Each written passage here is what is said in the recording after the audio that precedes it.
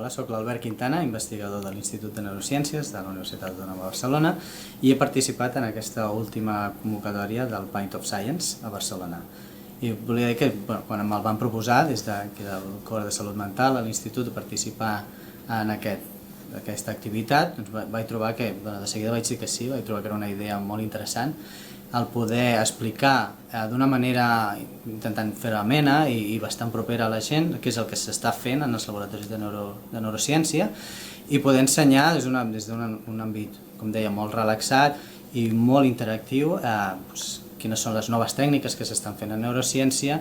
i poder explicar realment què és el que fem en un laboratori perquè la gent pugui veure la importància que pot tenir de cara a la societat.